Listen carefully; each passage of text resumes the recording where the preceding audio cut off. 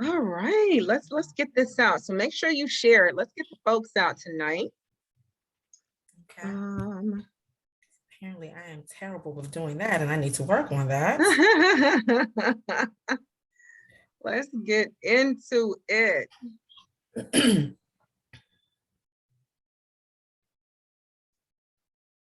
All right.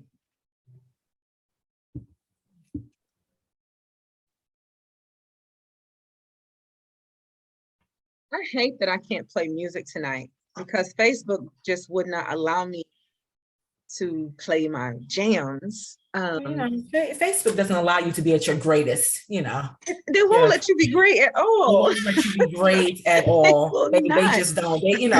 They'll let you, be, I guess they're like, we'll let you, be halfway, but to your full potential, to your greatest, nah, we can't have that.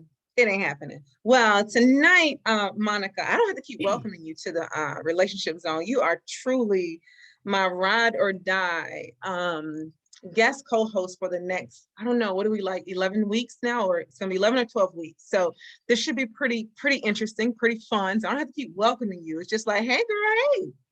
Okay. Hey. But it's always a pleasure to have you stop by the relationship zone.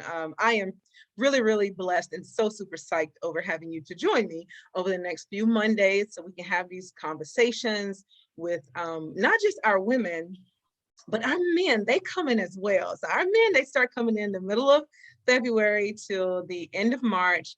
And I have a surprise for you because I made a connection today with a group of brothers. It's about 5 of them, and they have invited the Relationship Zone to their show, and they have agreed to come to this show. So I'm hoping to be able to get them as part of our men's segment in March. So fingers crossed, we're gonna get this going with the men. It sounds good. Right? I'm excited. I'm ready.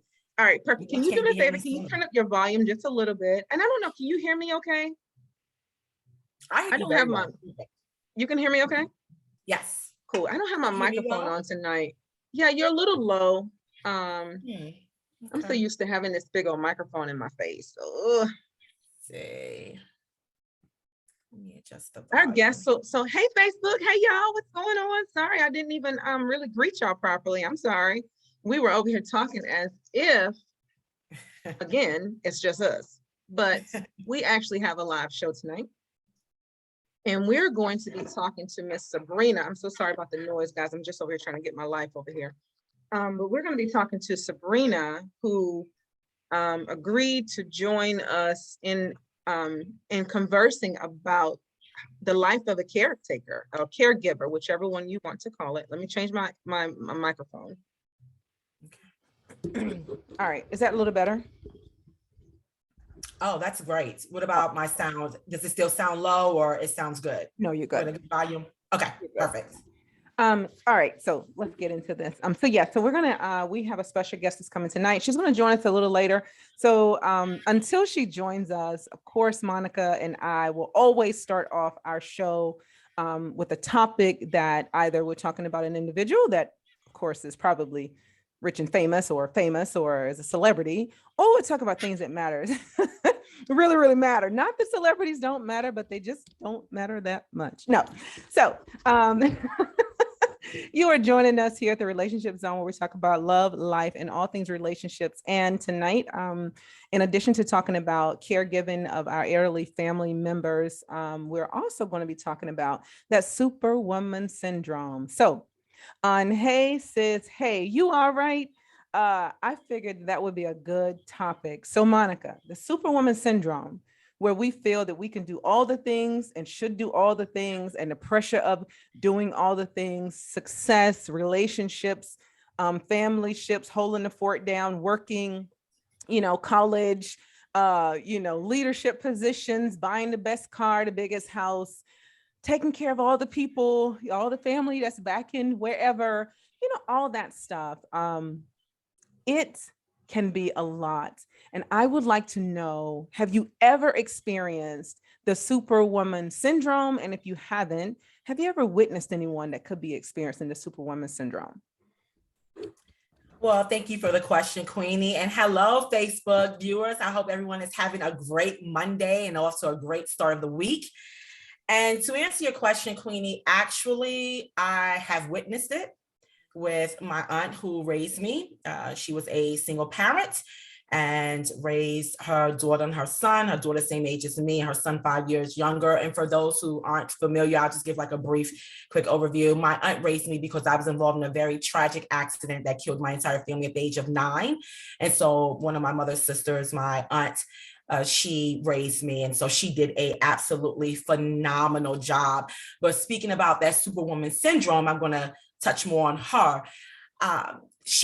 She was the epitome of the Superwoman Syndrome. She felt like that she had to be the mom, the aunt, the caring aunt, especially having a niece that had now a physical disability and different emotions associated with what happened to her niece and to the family tragically, while making sure that she raised us properly, indoctrinate a moral system and Christianity and faith, but then also making sure that she was that family member that tried to make sure that she got along with everyone in spite of her difference of opinions and her different views of family matters and family business. But yet she felt the need to just suppress her feelings, and then also be this phenomenal woman at work and go above and beyond the call of duty while just managing her home and managing family and relationships and all of that. And to the point where I saw at times that my aunt was so burnt out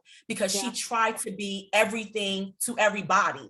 And I felt like that spilled over to us, coming from the perspective of just being a strong woman, feeling like, oh, I don't need anyone to do anything for me. That also spilled into relationships and previous relationships I've had, with men that, oh, I don't need you to do this. I got this, or I can handle this, because that was how I was raised. That was the type of women I saw in my family. That was my grandmother. And so I felt, not only did I feel that way, that's what my actions exude. It was, no, I got this. I can do this. I can do. And I still have that perception to a certain extent. But I'm learning as you get older that it's okay not to be everything to everybody when it comes to certain aspects of your life and certain aspects of what you're trying to do and accomplish. So. Oh my goodness, girl. It gets a lot of us. And, I was sharing with you earlier that as a Black woman, and not to minimize any of my, sisters of any other race or ethnicity, but Black women, we oftentimes carry it a whole lot differently.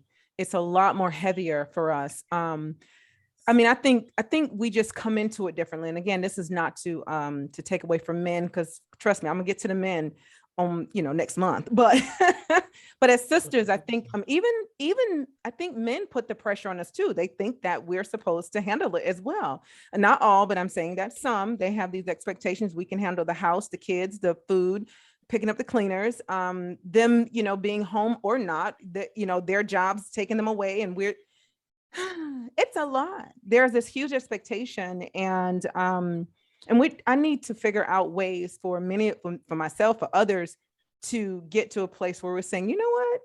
No, I'm not okay. This is too much. And I shared earlier, I said, the opposite of strength is what? Fragility. And in the Black community, fragility is frowned upon. It is. And that's some pressure, but it's even pressure going back to my men. It's even pressure for the men. We expect them to be like strong and mandingos and all these other things, right? True. They're just men. They're just men. And they're human beings. They're human beings. They're human beings, right? So, so for those of you that may not know what Superwoman Syndrome is, I'm just going to read a few notes that I have here because we don't have a lot of time. But I want to make sure that I at least touch base on like some of the things to look for if you may be experiencing this, and then some tips. And then of course, I think we can come back to this conversation, maybe even later on after we speak with Sabrina about her journey as a caregiver. So here we go. So through, qualitative research, we realized that African-American women, again, it just hits us a lot differently. There's a perceived obligation to be present or even to present an image of strength all the time. There's a perceived obligation to suppress our emotions.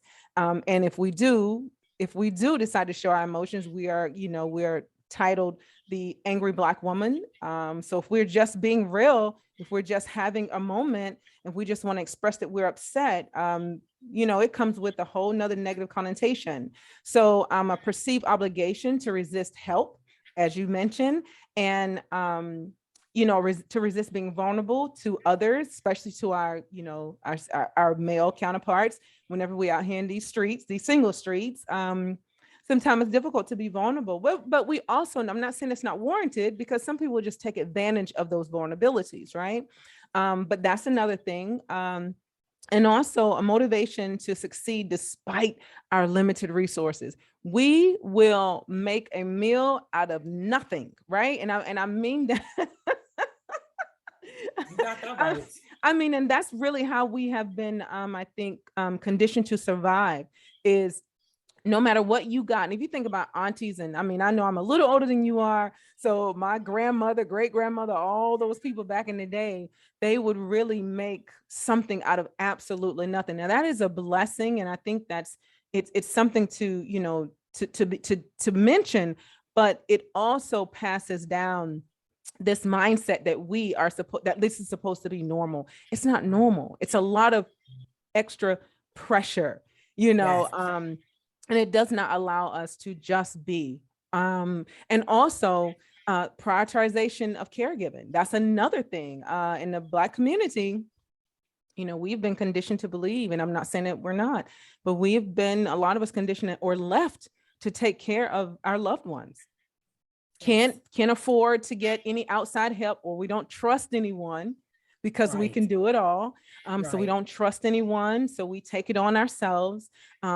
It's frowned upon if we ask for help to take care of auntie or uncle or mom or dad. They're looking at you like, what's wrong with you? You should be able to sacrifice it all and take care of them because they took care of you. And, that is told to us. It's not even, it's not even something that we just think. No, it's like our family, sometimes the community look at us like, you better go and take care of that.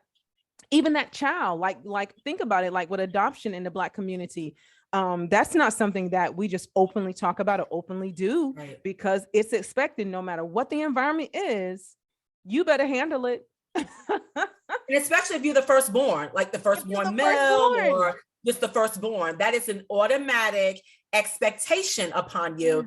And don't let you also have a family of your own that you have created, and a husband, and a couple of beautiful kids. That's just the expectation. They expect you to do it all. Yes, to do it all, because that was trickled down. Exactly. Absolutely. So typical superwoman, or the superwoman, is of course the moms, the professionals, the wives, the homemakers, the volunteers, the community organizers, the athletes. I have been the superwoman for so long, and probably not until my father passed away did I give up the cape. That when he passed away and I broke down and no one was there to really help pick me up, because I'm known to be so strong, I realized in that moment I did that to myself. I really, really, really needed someone to be close to me in that moment, but people just figured I would be okay. And I don't fault them at all. It was just a lesson that was learned in that moment. Like, you know what? You did this to yourself. You allow people to see you as the epitome of strength. Yes. Handling it all, saving the community, lifting up the family, there for the kids, off living your best life and still smiling. And be quick to say, oh, I'm fine. I'm doing well, or I got this. Covering your vulnerability, afraid to show your vulnerability, afraid to show that, you know what? No, I'm actually I feel under siege. I feel a lot of pressure. It's daunting at times, but we're just afraid to show that. We're afraid because they've gotten acclimated to seeing you, the strong, tough, you can handle anything, instead of looking at you from the perspective of, but you're human. Yes. You're human. Yes. I'm telling you, there's so much that come with the pressure of, suffering from the Superwoman Syndrome. There's a lot that, anxiety, depression, resentment, frustration, bouts of irritability, you name it. people feel it. They may not say it. Typically, they internalize it, but then they feel victimized. They feel like they're not seen or heard, or the family devalues them. They just don't. They don't feel connected. They don't feel like they're appreciated. Oftentimes, whenever they're playing the role of the superwoman. And I think it's just really, really tough. And you know, I shared earlier when we were talking about, you know, tips, and I'm still figuring this out myself, but I believe that the first thing we must do is recognize the signs and know how we feel when, you know, a situation arises and we jump, we put that cape on and we fly in to take care of everything, and still hold it down on the backside. That's overwhelming. It's exhausting. And I think we have to recognize that and get to a place where we can clearly say, you know, without a doubt, like, listen, I need help. I can't do all this. And the people around us, if anyone's listening, you know, I think they have to start to recognize that some family members are really, really, really exhausted and they're tired. The strong people need help too. Absolutely. Your strong folks need help too. They need a reprieve. If I can just throw, they do need a reprieve. And if I can just throw in just something that it's not something, but it's a principle that comes from the Bible. And we're not designed to carry the burden. The burden, and the Bible talks about that. The burden, Jesus asks you to cast your cares, your burdens upon me. Leave them at the foot of my throne, because I am designed to carry those burdens for you. What you are designed to do is to make sure that you be the best version of what I've created you. I created you in my image, and I expect you to be the best version of what I designed you and created you to be. And being designed, created to be the best version of who we are was not meant for us to carry those burdens. Yeah. And I know it's easier said than done, but we're not designed to carry all these burdens. Yeah. We're just not. Yes, look. And there's help now. Like in the beginning, without the knowledge, without the resources, without access, you know, nowhere to go, nowhere to turn. I get it. But now there's help. There's oodles and oodles of resources to support you. There's support groups. And I think we have to normalize not being all the things to everybody. Right. It is okay. You can't satisfy everybody. No. And I feel like when you meet someone or a couple of people that get you, like I've learned that there are a couple of people that actually get me. And so when I feel that from that individual or individuals, then I open up and sing like a canary. Because I'm full of, and you know me, I will sit there and text you a 3-4 page letter like the song of Leah, right? And to the point, it's like, okay, you know what, Mo, just pick up the phone and call me. Like, call me, girl. Right, just leave me a voice clip. Right, you're like, send me your voice clip, because I will sit there and text you to death, and forget, because I'm in such a zone, I'm forgetting that that's what I'm doing. Yeah. But we've got to learn how to seek that help. First of all, recognize it, then seek it, and then also know that there was always help there from the beginning. Yeah. Always help there from the beginning. And sometimes they're waiting for us just to reach out and say, hey, I'm here. I've been waiting on you. Yeah. I've been wanting to be there for you. Yep. I agree. When you try to be everything to everybody, you lose authenticity of yourself. You really do. Yeah. Because there's no way in the world that you can be everything to everybody. You just can't. Yep. You can't. Because you'll have nothing left for yourself. Exactly. And you've lost part of yourself. And one thing that I'm just simply not going to do is lose a part of myself.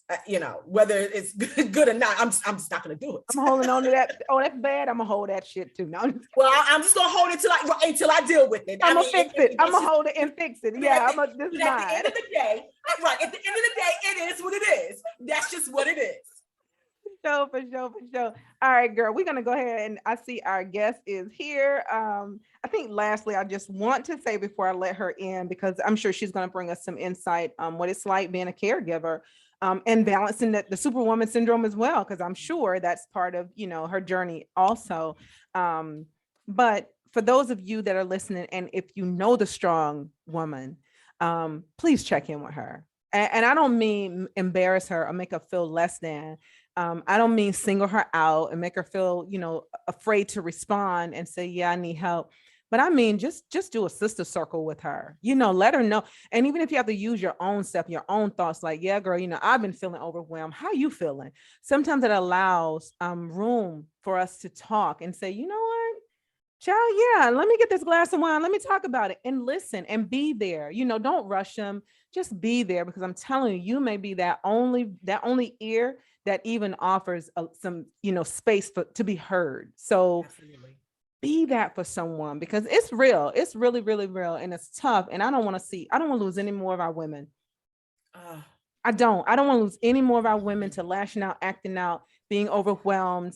And I don't want to lose any of our children to the women that are in their life trying to take care of them, but they just can't do it anymore. Yes. These all right. She-roles in their own right. And we can't afford to lose any she-roles. They're part of history. That's right. That's right. So, hey, sis, take that cape off and let your family, your friends, or the situation, a job, just let them know, hey, this must wait, because I need to check on my own self. Let them know. All right, let's let Sabrina in. Y'all that are watching, if you're still with us, make sure you share this. Don't be playing. Come on, y'all. I will be putting the YouTube up shortly too after this video. So, or after this live. Let's see if we can get Sabrina up in here. Okay. Sabrina, I see your kind of your video. Come on, let's see. Let me get you in here. Where you at? I can't hear you if you're talking. Let's see if I can get some audio up on her. And let's see if I can get some video up on her. All right, so we're gonna let her work that out. She's on mute right now. But oh, Monica, this was good. I think we got to touch base on this one again. We definitely need to revisit this. Yeah, absolutely. So if there's any therapists out there, any life coaches out there that are watching this, send me a message, because I would love to invite you to the show so we can really unpack this Superwoman Syndrome / strong Black woman syndrome, all that stuff. Yeah, so if you're out there, just shoot me a message, DM me at the Relationship Zone, either here on Facebook or wherever you may hear this at. But I'm on Facebook and IG. You can just drop me a message, and I'd love to bring you on so we can talk about it. So to my guests, can I get you on? I don't see you on. I mean, I see you, but I'm not getting any volume or any camera.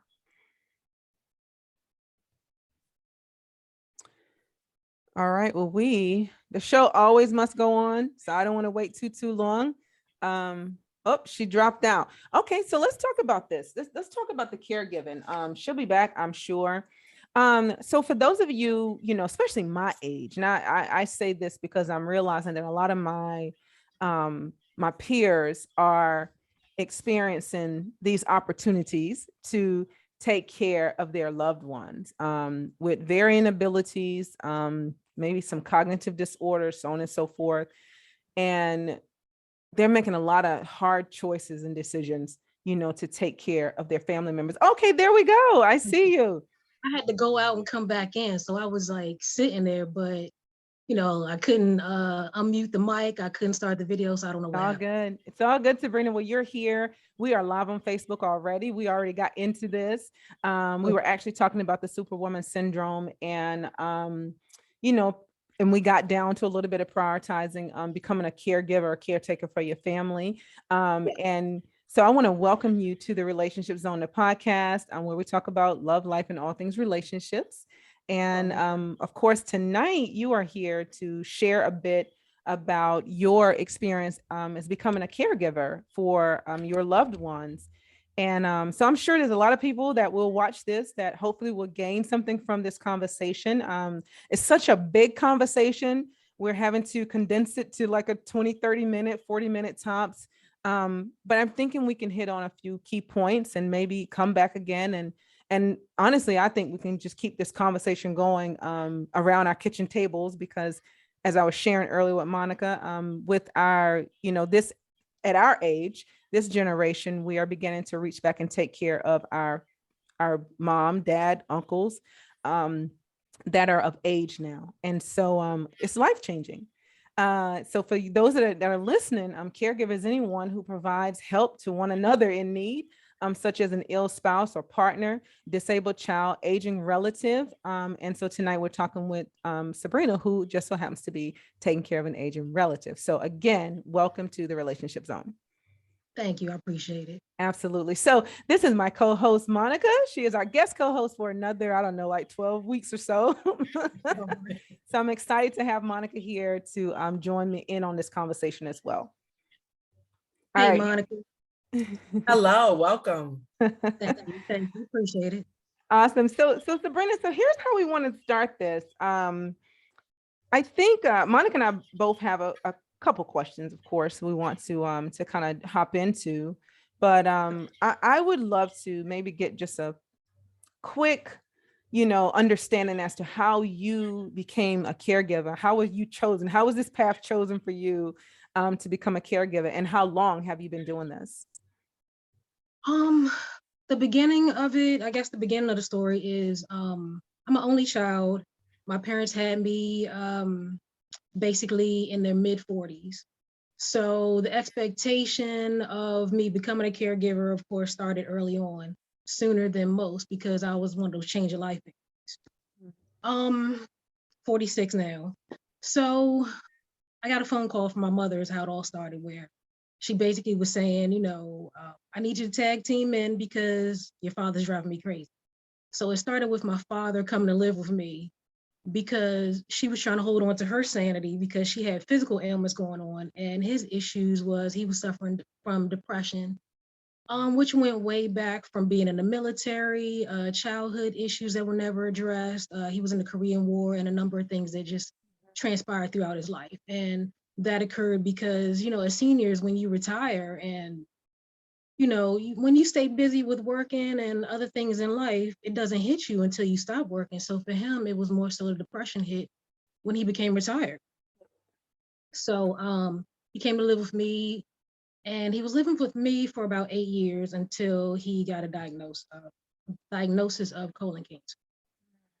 So that's kind of the background story, where initially at first, I was working full time, also had side businesses, and really kind of got out of the workforce because they didn't really have respect for the FMLA paperwork that I had in. So I kind of got out of that and never really looked back, because I didn't want to go through that bad experience again with employment. So then I just basically expounded on having home-based business. That way I could take care of him full time and still have to drive back and forth of taking care of her as well.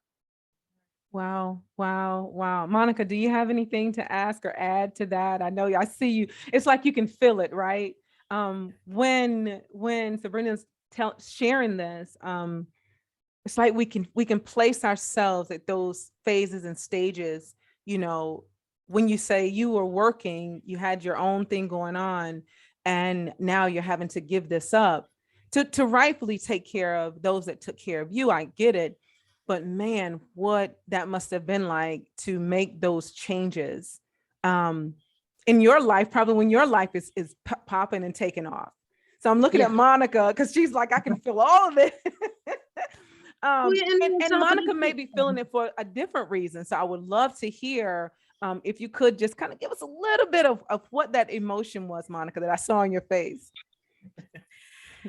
That's such a bad habit. I wear my emotions on my sleeve, so I have to do better with that. Good luck with that. And you're correct.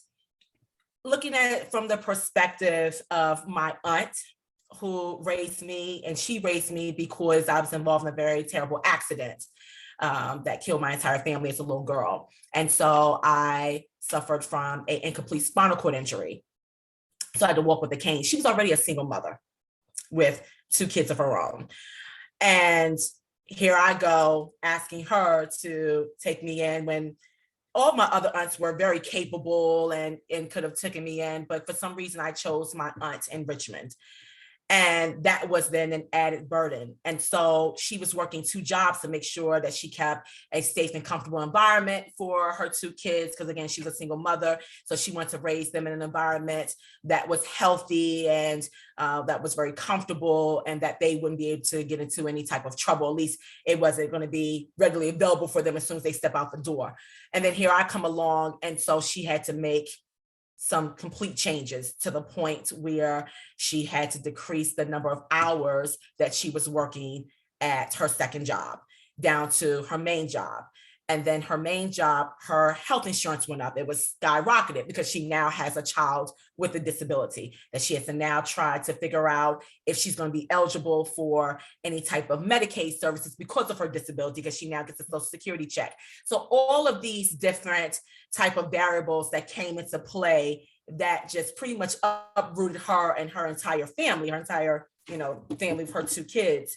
And to now have to manage all of this with limited income, including now even having the Social Security check, because, with that, I had different doctor's appointments and different types of health related matters that need to be addressed as a little girl because of the type of injury that I sustained. And it was pretty bad as a little girl. So I was coming to it from that emotion because I can identify slightly different perspective, but the common denominator was all of a sudden, just out of nowhere, just the change, and then you having to adapt and adjust to that change, along with even your father. I'm sure your father was a very autonomous man, in the military, had a certain structure, and now all of that changes because of these diagnoses. So, changes for you, changes for him. And so I felt that, and that's where that emotion came from. Yeah. Sabrina, do you want to add anything to that? Well, yeah, I just knew when I got that phone call that my whole social life and everything was like done. Because I was like the party person, event planners. I had a successful, and this is being transparent here, adult toy business where I did. Oh, wait a minute. Adult toys do tell. No, I'm kidding. You see my earline. And the conversation just pivoted. No, I'm just. Yes. Okay, so an adult toy business, and man, all right, go ahead.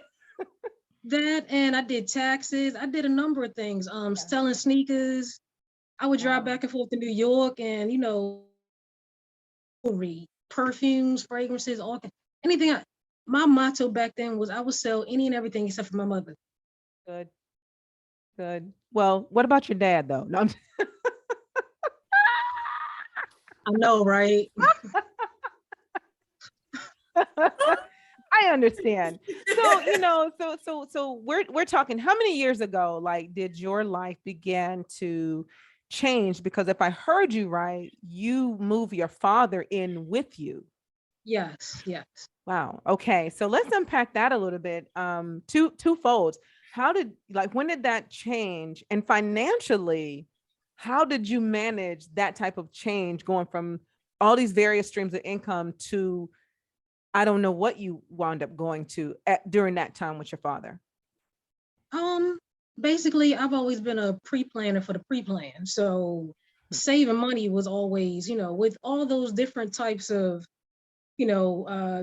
hustles, I guess, or entrepreneurship, then, I would save, but then I was also a frequent flyer shopper type person. So it was a combination of the two. Then he had a little bit of, income of his own that I could expound on.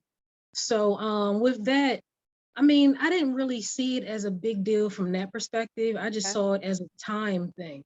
And I know that's different for, everyone, because all of his stuff was pretty much in place. It was just the move and the time and the space. And my agreement with him is, we're gonna hash this out. And my only requirement from you is just don't burn the house down. I don't care what you do. And so with I have a question. Okay, sure, please go ahead. Okay. So what I would like to know is what coping mechanisms did you adopt to maintain a healthy mental health? And I'm just curious, because of, again, coming to it from from my experience and the perspective of my aunt and being raised by her. So I just want to know, what coping mechanisms did you go to research on, or that you even developed for yourself to make sure that you were strong enough to take care of your father? Oh, that's a perfect question. I'm so glad you asked. Because I would say growing up, I've always been a spiritual person, but in my 20s, I could say, at least for that part, before I got, in the backslidden state, I've always been considered a holy roller, from my 20s up until my 30s. So I could say meditation, prayer, but then by the time I got into my 30s, before, around the time that he came to move it, I was drinking because I became that party person. Yeah. So it's like, okay. And yeah, I would say for the most part, it probably was drinking. It probably was. Yeah. Yeah. Yeah. Yeah. I Thank you for that was transparency, man. Because absolutely. Yeah, I can totally get that. I can see how that would be a thing. Yeah. Yeah. Yeah. I would say that the hardest part was relationship wise and friendships and socialization, but I still try to get that in, but sparingly.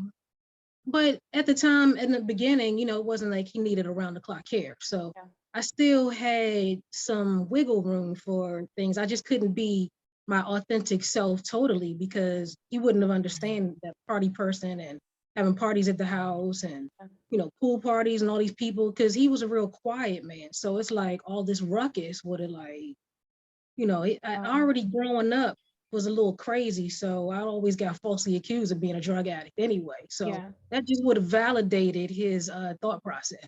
Right. So I'm curious now. Your father has since he's transitioned, if I recall our conversation, but now you're left with your mom. And your mom is how old is your mom? My mom is 90. Your mom is 90. That's a blessing. Woo! That is a blessing. Let's clap for that, please. That is such a blessing. You are so blessed. And I'm just saying that because I lost my mother at 30 years old from the accident that I was in. So, oh wow, what a blessing it is. And you remember, Sabrina, I've shared this, and I say this to anyone that has the privilege. I call it a privilege to take care of your parents. It can be a bit of an inconvenience, I'm sure. However, I call it a privilege because I wish I would have had the opportunity to take care of my father. And I tried, and I wanted to, and I always offered, but he did not want to be a burden. I don't know why he always felt like he would be a burden. He was a little ornery, but I get it.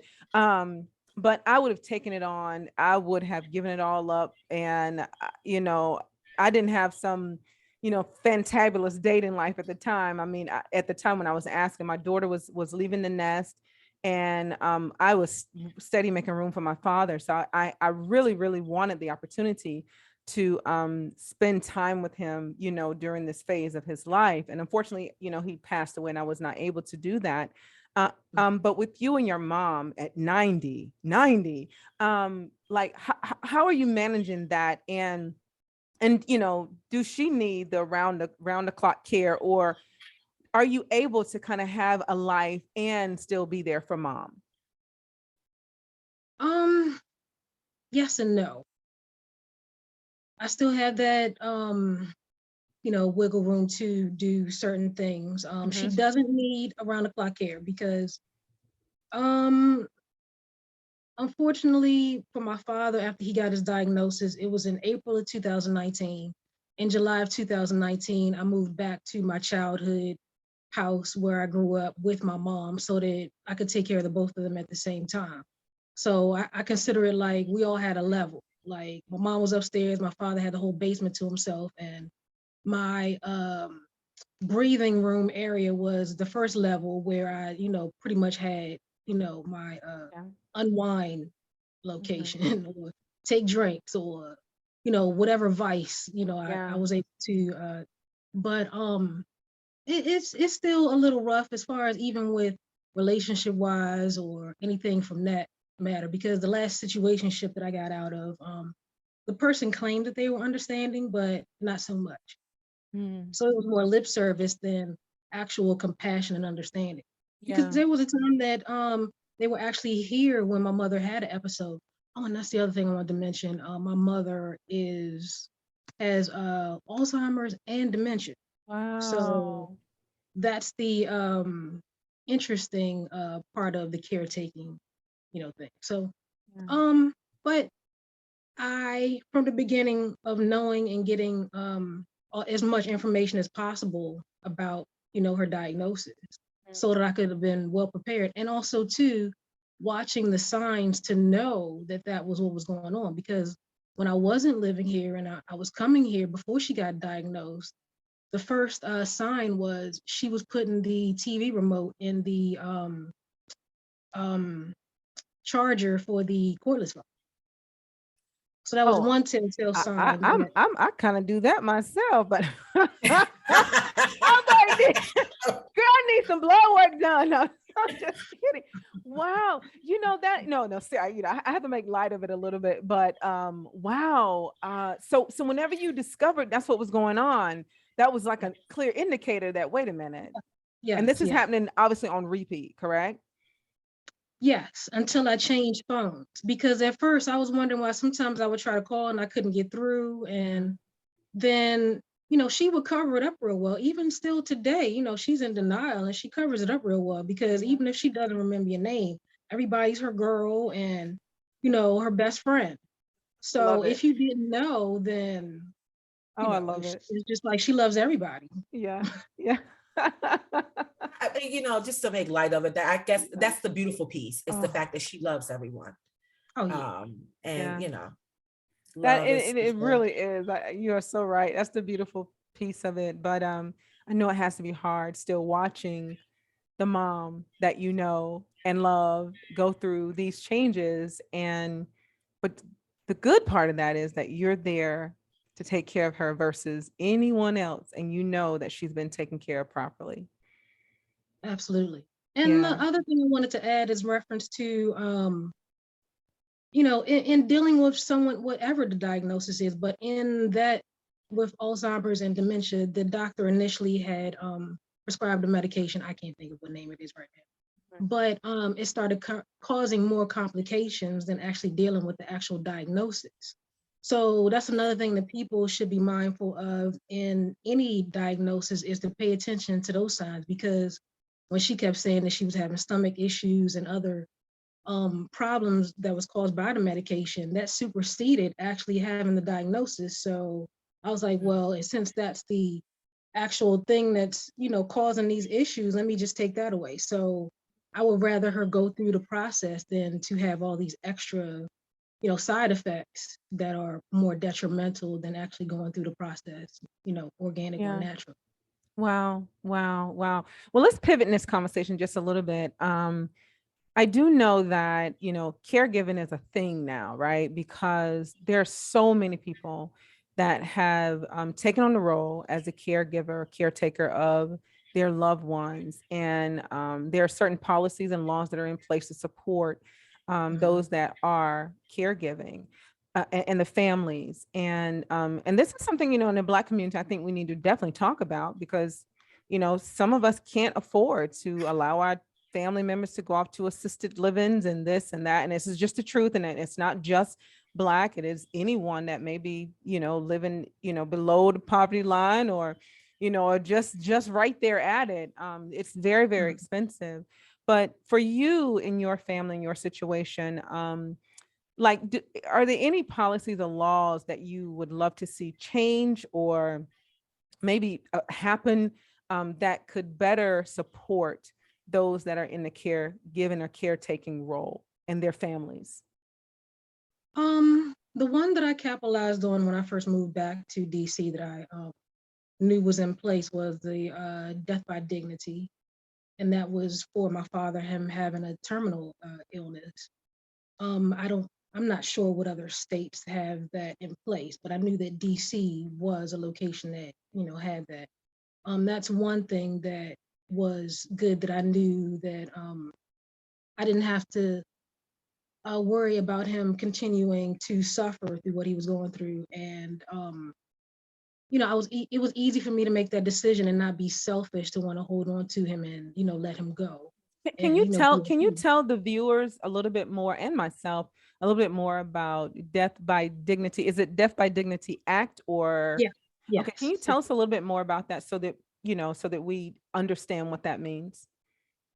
It's just when you have like possibly a 6 month to a year, I believe, terminal diagnosis that medically you can, I hate to call it like the Kevorkian Act, or like, Right. something more like assisted suicide, basically, is the other derivative. But it's similar to that, where a person is like still giving somebody their dignity, but letting them go at the same time. Wow. If that's their choice, at least you get that choice in the matter. Right. Okay. Thank you for sharing that. Monica, do you have a question? I don't, surprisingly, right? Because I'm known for questions. No, like you're into this, like you're actually watching the interview. I am, because again, so many common denominators with what you have shared, especially the coping mechanism pieces. I remember in my 20s, it was a total opposite though. In my 20s, I was that full-fledged heathen, hanging out with the skirts to the, to the knee, boots to the knee. And you know. Yeah. So, drinking, I, was doing my thing. And then as I got older, of course, you go back to that foundation that was those principles and religious principles that was indoctrinated. So as I got older, then I went back to how I was raised, and the way you should carry yourself, and how the way you should conduct yourself, and that the only support that you need is right there in front of you. The tool that you need is that Bible. As long as you have the Bible, and as long as you have that beautiful relationship with the Almighty, you'll be good to go. But in my 20s, that I was like, sorry, Lord, I'm going to put you on the back burner for, just for a couple of years,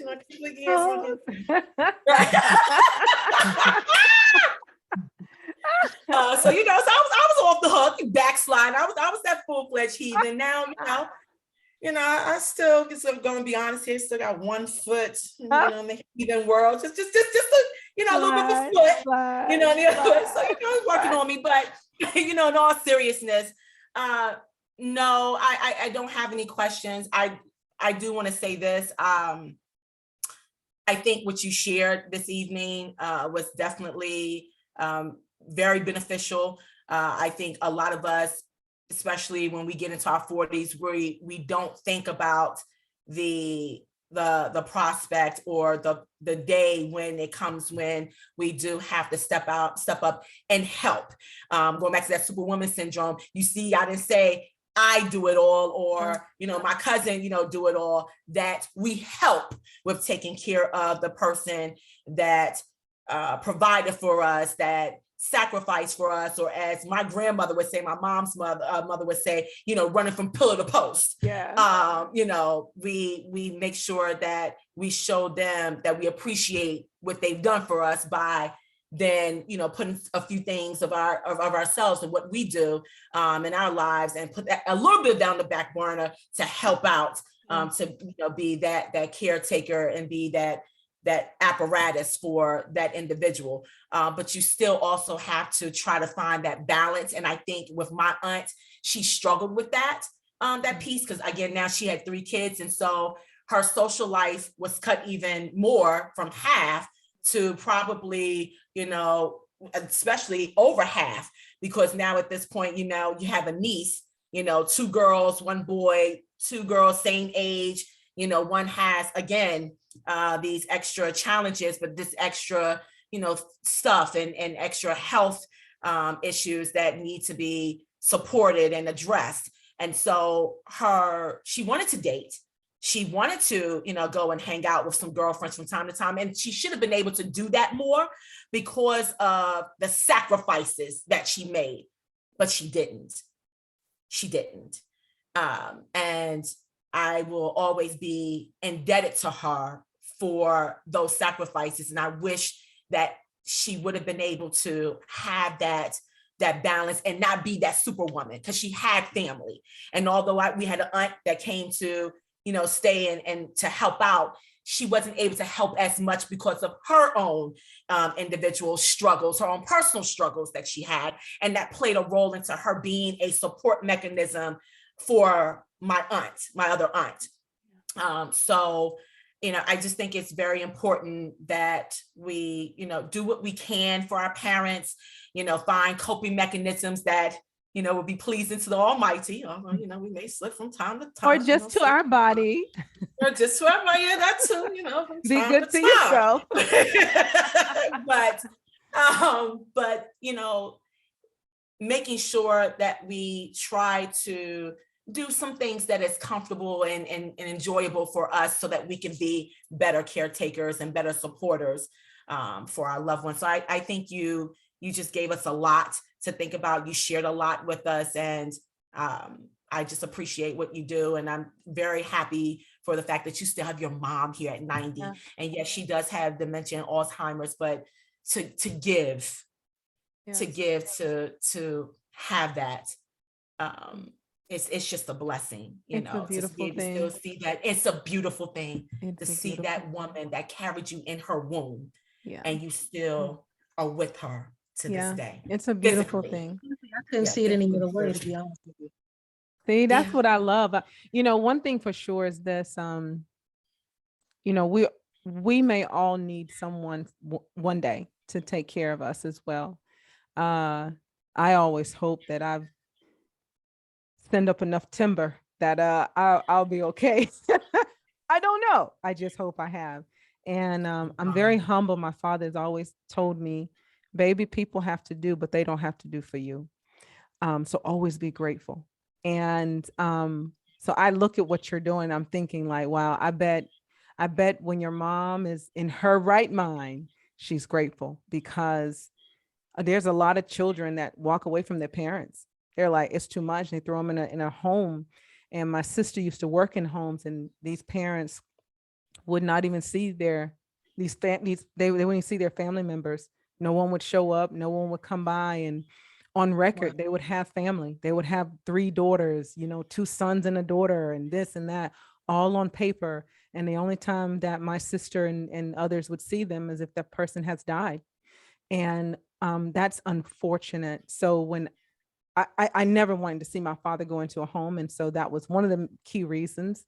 And he stayed home until he basically was hospitalized and was forced to, go to a rehab center. But you've made a choice not to put your mom or even your father. And I think it's just a beautiful thing. I commend you on doing that. And it makes me ask this, I have 2 questions. One is your support circle. I know that the Alzheimer's and dementia community has a lot of support programs for families that are dealing with this. And I want to know your experience, if you've tapped into that, and if someone's listening that may not know about that, like, can you share some information about it if you have tapped into those resources? Honestly, I haven't as much as I probably could have. I just did my own research and try to work with her to the best of my ability. And especially now with the pandemic going on, it's like, I really don't want a lot of people, coming here in the house. And the time that I did have like a nurse and stuff coming in, she ended up getting COVID. So wow, kind of overprotected from that perspective. But there are a lot of, there's organizations that just are geared towards that. And there's a lot of information if you want to, do that as far as self, care as well too for your loved one. So, I mean, the information is definitely out there. I can't say that I've tapped into one of those specific organizations myself. Okay. All right. So go ahead. I'm sorry. No, please go ahead. No, I initially just from a caretaker's perspective have just joined other like support groups from that perspective, but not from the Alzheimer's dementia. Okay, that's good. But you yourself, obviously you've tapped into a support group for yourself, which I think is necessary. And that's also from a grief perspective and a caretaker's perspective. And also from just a community perspective. So several like groups with just joining with Zoom calls just like this, for support as well. And in the past, even with taking care of my father when he was living with me, I've had some great friends that have tag teamed in, for if I needed to take a vacation or if I was in burnout mode and just needed to get away. Yeah. Just somebody that would either stay with him or come and check on him, for me. Yeah, because girl, I know you need to get away because we all need to get away. It doesn't matter if we got someone else.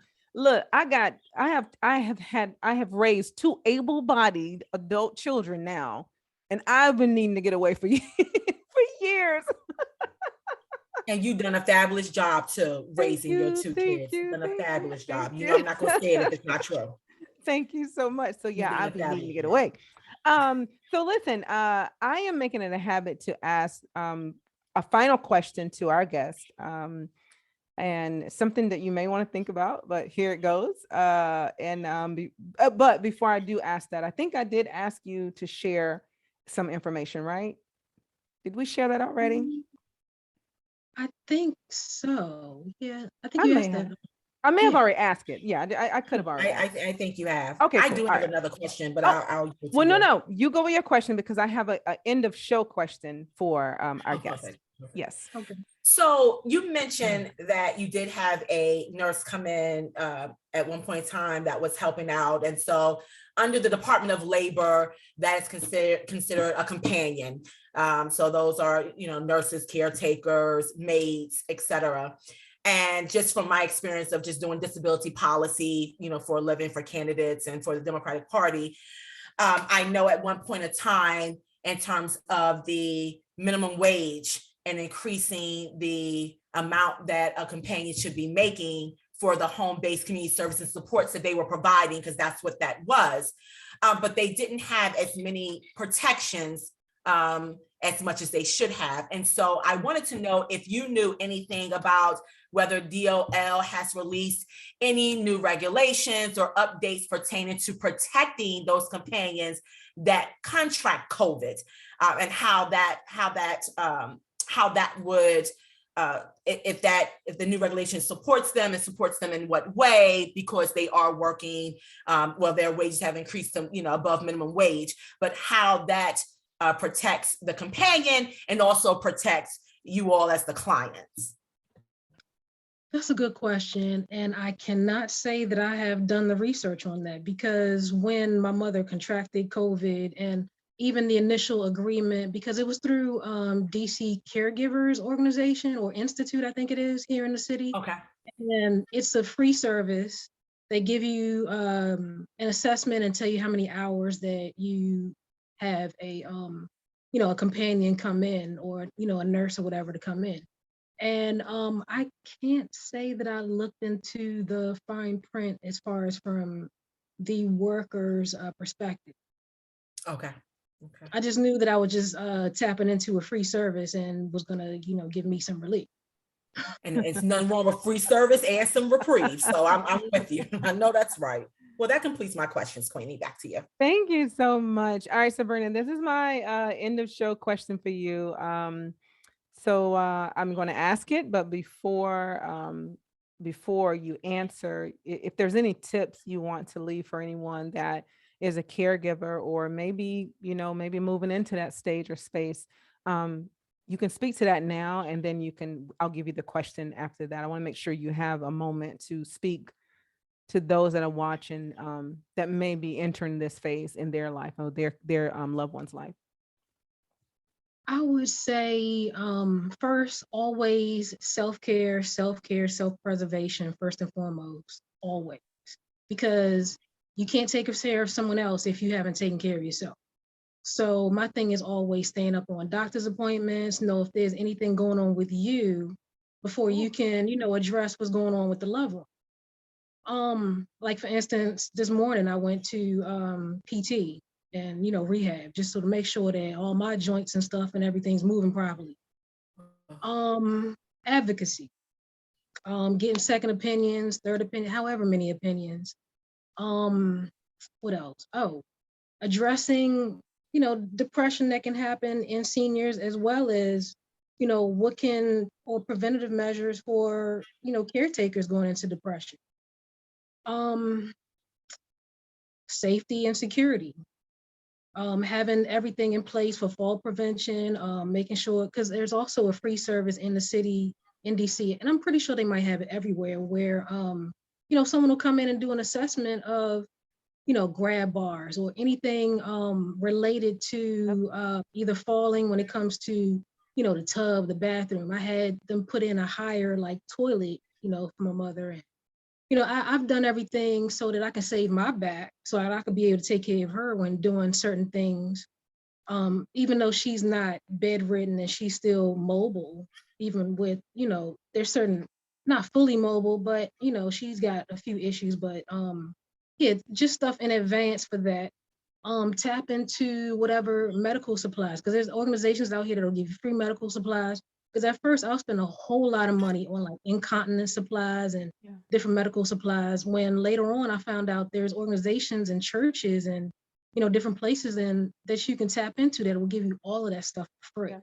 So now I don't spend a dime on incontinence products or minor like medical things, walkers, rollators, stuff like that.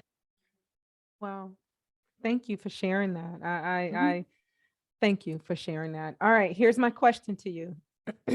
Share one of life's turning points with us and the lesson that you took away from that experience.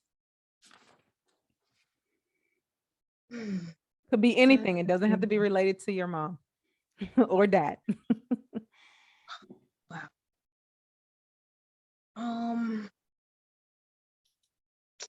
I would have to say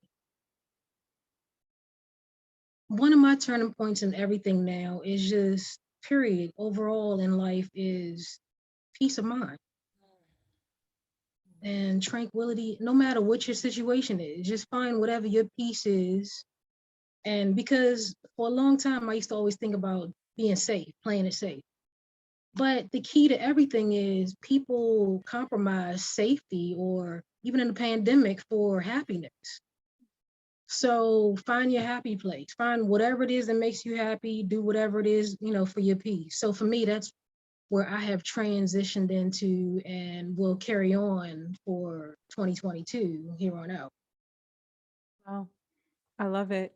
Well, Sabrina, listen, it has been real. Thank you so much for stopping by, chatting with us during our Hey Sis, Hey, You All Right series. I am loving it already. And it's a hell of a way to kick off, our very first, our very first show with a guest. And I love what you brought to this conversation. I love what you brought to this space. And I hope that those that are watching that may be entering this, they begin to think about all the things that you shared, the things that like what your father had in place, the changes you've gone through with your mother, the changes you went through, the adjustments you had to make in your life, being a single, only child. So I hope that people they will listen to this and they'll take something from it that they can use on their journey, because we do not know what tomorrow brings for any of us. It doesn't have to be age that we have to turn around and take care of someone. It could be an accident. It could be your mind. It could be you walk out. It could be long haulers COVID syndrome. It could be anything. And suddenly our entire lives change. And because of the empathy and compassion that we have for our loved ones, we decide that we're going to take on that responsibility and take care of them. So thank you for sharing and being vulnerable in a space like this and talking about something that's close to the cuff as caring for your family and the vulnerabilities that you felt, as a human trying to make these adjustments in life. So thank you again, Sabrina. Can I add one more thing? Of course you can. The other concern that I had with that I found out in taking care of my father when he got his diagnosis is insurance companies and doctors do not promote getting because he was diagnosed with colon cancer, the checks for that. And I would compel any man or any person taking care of a male to, or just anyone period, to stay on that, because after 65 it's not something that they do unless you show signs of it. It's not automatic. They stopped doing it up until, and I found that out the hard way, because my father was 89 when he was diagnosed. And, between 65 and 89 is a long time. And when he got the diagnosis, it was already stage 4. Oh. Yeah. So that was the only thing I wanted to add. No, that's a big thing. Thank you for adding that. Yes. Wow. All right. Listen, thank you again. So for those of you out there on Facebook, thank you so much. Sabrina's she's going to leave and we're going to stay here with you guys for another 10, 15 minutes to kind of unwrap this whole thing. So hang tight. Sabrina, thank you so much. And it's like you're at home. You can kind of let yourself out unless you want me to walk you to the door. Thank you. I appreciate it. Thanks for having me. I appreciate it. And God bless you both. Thank you so much. Thank you, Sabrina. Pleasure meeting you. We'll catch up. Bye. Wow. Very, very, very interesting conversation. She shared a lot. Girl. A lot to the point where you could connect with those feelings and those emotions. And that's probably what you were seeing from me. For sure. You can feel. And so imagine if if we had this in person, this type of dialogue and conversation, because you could actually feel even just the different emotions that she experienced from being a caretaker, being the only child, and again, uprooting your life for the right reasons, right? For the right reason. Yeah. For the right reasons. Yeah. Because she wanted to make sure that she showed her parents how appreciative she was of the sacrifices that they made for her. Mm-hmm. On the flip side, on the opposite side of that coin, you now have to embrace and adjust to this new life. Yeah.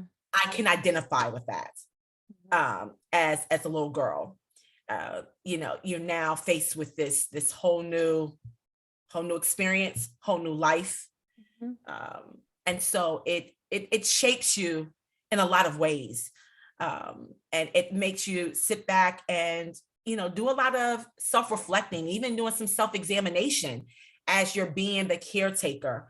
And I may be going too deep and going too far with this, but I say all that to say, Queenie, that this conversation was definitely needed, very much needed, especially for individuals that's in our age bracket, and even individuals who think at a certain level that are futuristic thinkers.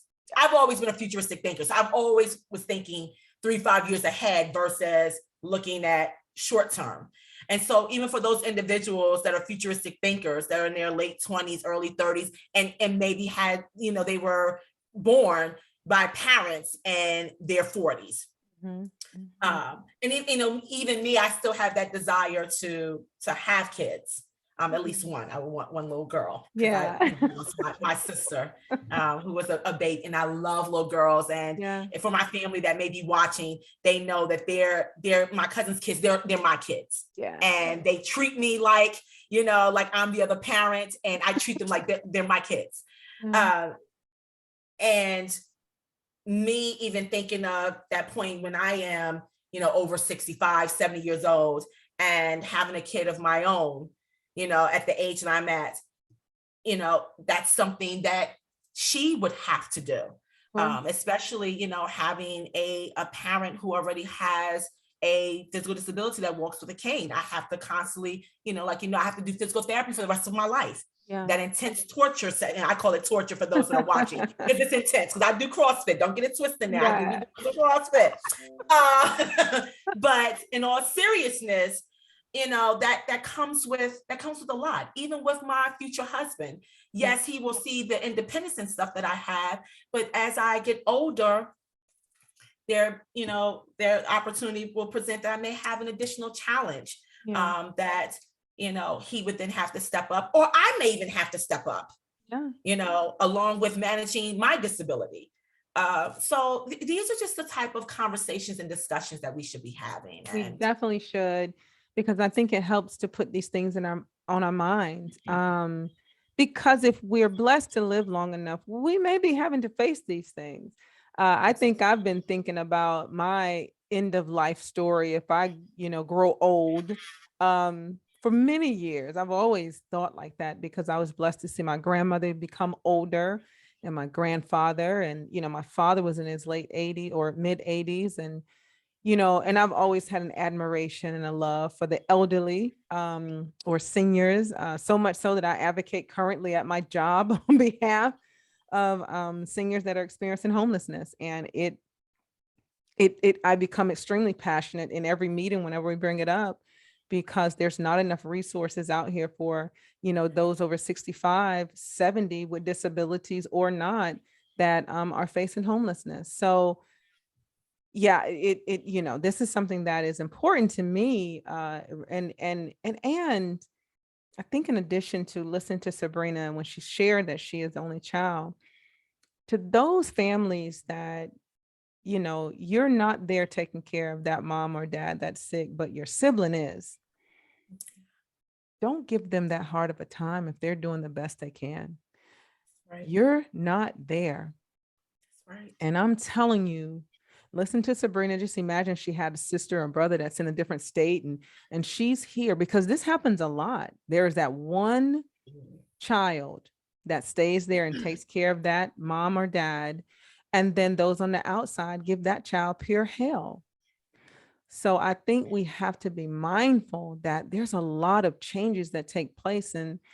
And that sibling that's at home, they had a life, they had a future, but for whatever the reason, they chose to stay back and take care of mom and dad. And so it doesn't help if you're not supportive. It doesn't help if everything they do is a problem. It doesn't help if when you do fly in, you want to, ruffle feathers and tell them what they are doing wrong. And this, you do not do that, because this is hard work.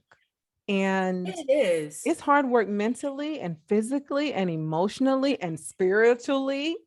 Absolutely. Socially. And if I may add, Queenie, I forgot to mention, if I may add, this just came to me, thank you, God, or maybe thank you, my grandparents. My mom's father, I forgot what my grandpa was diagnosed with, but at any rate, one of his legs had to be amputated. He was a smoker. He smoked and drank. And he was living in the country, in a rural area in Virginia. And my Aunt Nene, the same woman that took me in and raised me, my grandfather moved in with us. Yep. So now she had her father, who also at that point now was pretty much confined to the bed. Like I think he was able to, if I remember correctly, he was able to transfer from the wheelchair to the bed and vice versa, but she had a nurse come in. But now, so she had her father there, with the nurse coming in to assist during the day, and in the evening, we had to help out, help my aunt out. Then she has a niece who also, has this physical disability. And it was in the process of going from a wheelchair to a walker, from a walker to two crutches, from two crutches to one. Yeah. And I helped out. And I also helped my, my, as much as possible, because I was just like, wait a minute, my cousin, I can help out too, I mean, I still got this other arm because the cane is on one arm, don't mean I can't do something with the other arm. Yeah. But that's to your point, and that, when my other aunts and stuff would come to the house to visit my grandfather, I will say this, they did not critique my aunt though, because they knew that my aunt was doing the best that she could. Right.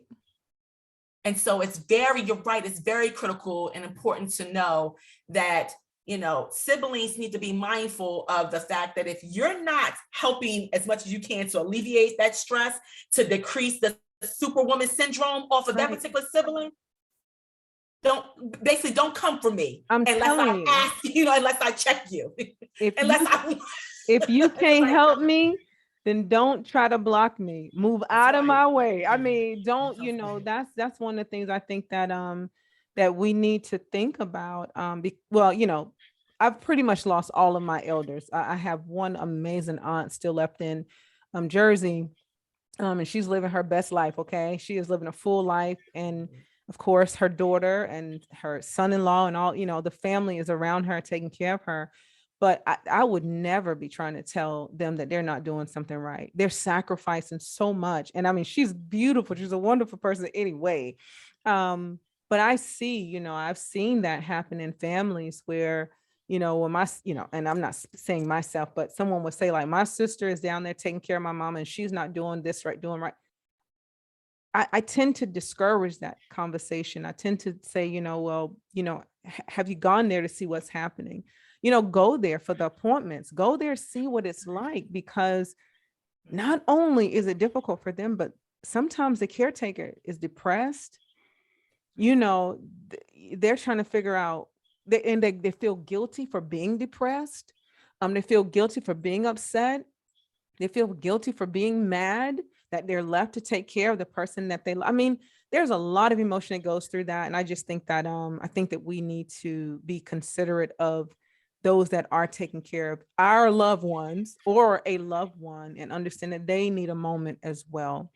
And if we can provide that, if we can, offer some type of support, then I think that we should step up and do that. It's just not easy. It doesn't have to be elderly. It could be a child, as you're speaking, that has a disability, or a child that, has, there's so many, autism, autistic children are super, super, super demanding to take care of them. They're amazing babies, but it's so much to take care of them. And I remember I have friends that have children that are autistic, and I know that they need a moment. So being a caretaker, it's a lot. And listen to Sabrina, it brings me back to thinking like, wow, my son probably throw me right in the nursing home. My daughter, I used to think she would throw me in the nursing home, but she shows up a little different. She might throw me in the basement and make sure that all, she's gonna get some help. You know what I mean? Well, at least you home. You maybe in the basement. So my daughter, her coins is gonna be right to make sure that her house is equipped and ready for mama. My son probably, I don't even know at this point, but hey, I'm trusting that I will be okay. I have a beautiful family, extended family, and a great friend. I don't think they're gonna just let me go like that. Because I'm gonna be right there knocking. Yes, girl. Yes, somebody make no noise. And I ain't got no problem traveling either. I'm telling you, girl. I'm telling you. All right, Monica, this has been wonderful. Facebook family, thank you guys for rolling and rocking with us and staying with us tonight. Yes. Share this. Join us every Monday, 7 p.m. We are going to be finishing up this Hey Sis, Hey, You All Right series, and we're going to go straight into our men. I don't have a name for the men yet. Just know the men are coming. I do have a few of them already on the calendar. So every Monday, 7 p.m., we're going to try to keep it to an hour because I know it's football season, but that's about to end as well. So no excuses after that. So continue to join us here live on Facebook. I don't know. We may hit a IG live during this season as well, I believe. What you think about that, Monica? Let's do it. I'm always game. Yeah. I think we may take one of our guests to IG and then have a little fun over on Instagram, and then we'll be back to Facebook. Monica, do you have anything you want to share with the people before we wrap up tonight? I don't. I think I've spoken enough. Thank you all for hanging out with us, especially with this being Monday night football and everything else that you could be doing. I know, because I'm looking forward. Go Dogs. College football tonight is Alabama and Georgia Bulldogs. So I want more about that football life, but again, thank you guys so very much. Just delighted, Queenie, to be a co-host with you.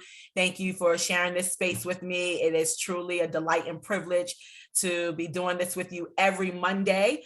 And just look forward to just seeing more of you as we continue to unveil this podcast. This 12 weeks that we're doing this here. I'm excited. I love this. I'm enjoying this.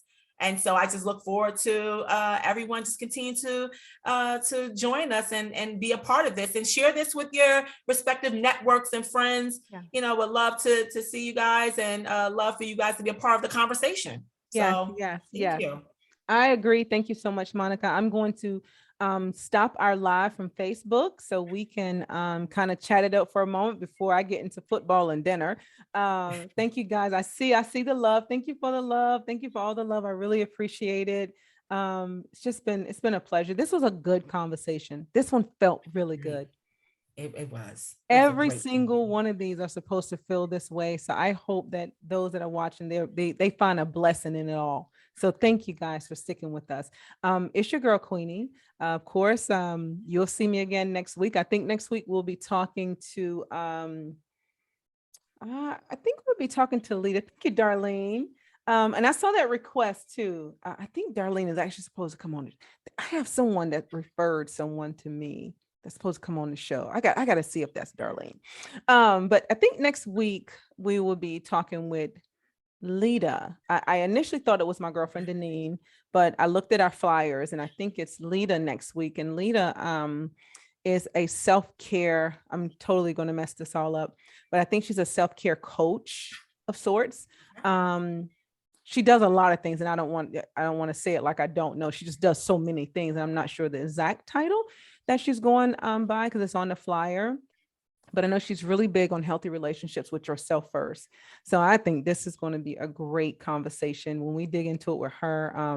I know her personally, she's just an awesome woman. So I'm really looking forward to sitting down, talking with her and let her share her ideals and thoughts and tips on health, on self-care and having healthy relationship practices with ourselves first before we go out here in these streets trying to have some. Right. Okay. Oh Lord! Like, you know what? Don't get me started. So let's just go ahead and save that for it because me. I'm always wait. Before we go. Okay, I'm asking my final question. I'm asking this to everyone all the time. And I think you and I talked about this yesterday. What is the lesson that life keeps having to teach you over and over again?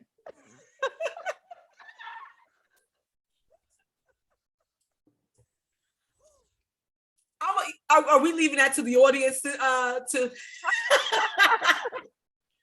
I'm asking this every time because I'm telling you, my little hard-headed ass, life keeps teaching me the same thing over and over again. And I obviously am not learning my lessons. So I think it's funny.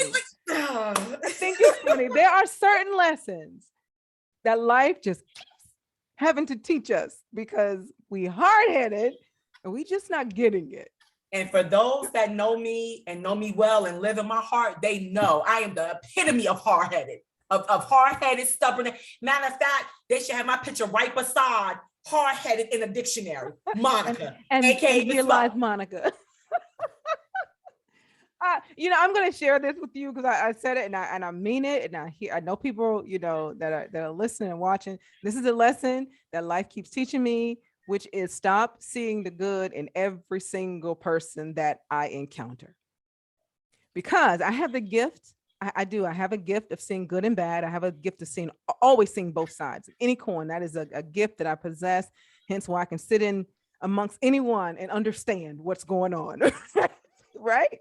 And I can make sense of it, even though I could probably make sense of a serial killer. I'm telling you, I have that ability to step in and empathize and understand, like, oh, okay, I don't agree, but I get it, right?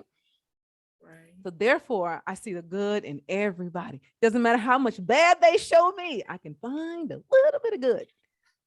And that crap comes back to haunt me every single time. So the one lesson that life keeps having to teach me, y'all pray for me, okay? Because I'm trying to go stronger in this, right? Is to stop seeing the good in every bad situation. And I'm talking about intimate connections, like stop it. So now that I've been transparent and told my truth, Monica, what's that lesson that life keeps having to teach you over and over again before we get out of here?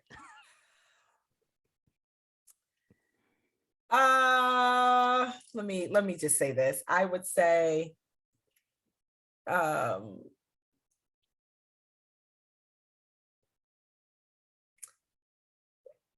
stop going into moving forward, stop going into a relationship and not being not showing your vulnerability. Be willing to. I'm always guarded, always, and you know me. I'm gonna give you, especially if I like you. If I like you, I'm gonna give you a hard time, and that's just I know, they are. You know, they're opposites of each other. It's the playground effect. It's the playground effect. So for me, not to be as guarded, recognize that, because I've done that in every relationship, just automatically. I'm just like, no. And to be honest with you, it's cost me. Yes. It has cost me. These are the lessons. So, not to be as guarded, be willing to, to be, it's okay to show some vulnerability. It is okay with that. So that's my life lesson, because I have done it in every relationship, because I'm a piece of work as it is. And then add the guard on top of it. Oh my God. Okay. So Dorena, you said, what is the alternative? The alternative is truly seeing people as who they really are and accepting that. Right. And I preach it and I say it, I do podcasts on it. I write it out. I affirm myself in practicing it. And then I feel bad sometimes because I can see a person for who they really are, but then I can hear them and they want me to see them, or they want to be seen as someone different. And I am like the queen of grace. And in the back of my head, I'm like, they're full of it, right? Like all the signs are there. That what they're telling you is not accurate, or they're selfish. That everything they're doing is for their own gain, right? I mean, I can hear that. My spirit says it. My spider senses says it. But then I work in an industry where I have to lead with compassion. I have to lead with empathy. So I do that. And then I'm upset with myself because I'm like, really? I can't even be mad because it's the lesson now. I no longer get upset with the person. I get frustrated with the person, but I no longer get upset. I cut my losses. And then I have these conversations in the mirror with myself. Like, really? I'd be like Issa Rae on on what's the name of the show? Insecure. That's how I Insecure. Yes. I'd be like, really? And I can see my alter ego in there like, chick, God gave you intuition. Why aren't you using it? I mean, she be going hard at me too. And I'd be just standing there like, yeah, I know. But then at the same time, I got this intuition, but then somebody needs to see the good in me too. Right. And I sometimes just leave her standing there because I'm mad, I'm angry. But seriously, Dorena, that is the alternative. Alternative is really, really honing in on the fact that I know what I know, and I gotta trust that. And there is no room for if I'm wrong. I just have to trust that, what? Discernment said, your gut said, and the gift that God gave me is that. And if I'm going to honor myself, I got to honor that gift. And if I'm going to honor God, I got to honor my gift. So I have to learn. But the lesson, thank God, I'm still here to learn it. And I'm no longer upset about it. I just say, you know what? You got to do better next time. You got to do better next time. You want people to see the good in you, and that's the grace you offer. Absolutely. I think we grow up with the condition of treat people the way that you want to be treated. So see, it's a value that we're given. It's a gift and a curse at the same time, if you think about that. So we walk into these spaces thinking that people are going to treat us a particular way because of what we're giving off, but that's not the truth. Right. So yes, I want people to give me the same grace, but I do understand that, it's not likely going to happen. So anyway, thank you for sharing that with us. I struggle with that too, because I try my best to come, because the conversation we had yesterday. All right. So, hey, Facebook, I'm stopping this live stream. Thank you so much for hanging out with us tonight. Monica, we're going to get off of Facebook. Bye, guys. I'm hitting the stop right now. Girl, that was so